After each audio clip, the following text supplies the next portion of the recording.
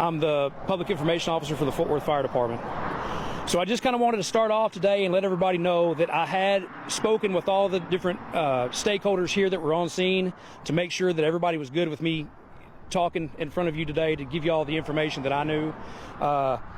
So right after 1:35, we started receiving calls of a plane that had went down here at the 12,700 block of Saginaw Boulevard.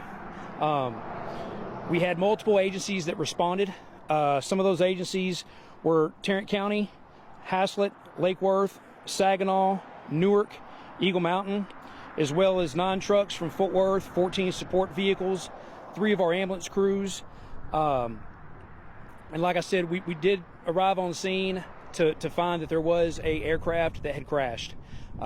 Since then, we have learned that there were 2 victims that have been found deceased, and that's kind of where we're at right now with everything that's going on. At this point, any indication of what went wrong before the crash? No, we don't have any indication from the fire department standpoint, and all that's going to be looked at is under investigation right now. And any information about those 2 victims, were they both adults? Is there anything more we can get? I don't have any of that information right now. I'm sorry. I do not have anything confirmed. I apologize.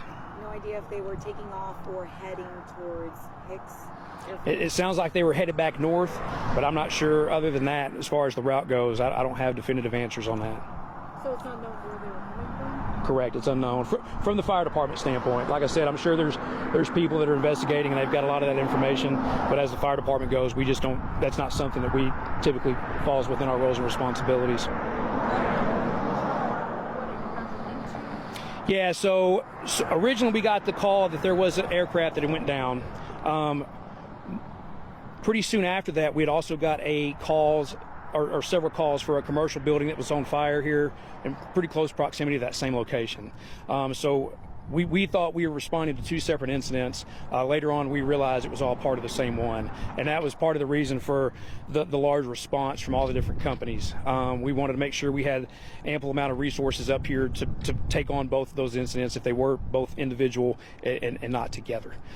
So once we were on scene, there was not any buildings or anything that were destroyed. The aircraft had came in to a parking lot that stored a lot of 18-wheelers and trailers and campers and things of that nature. So that's what was on fire, in addition to the airplane.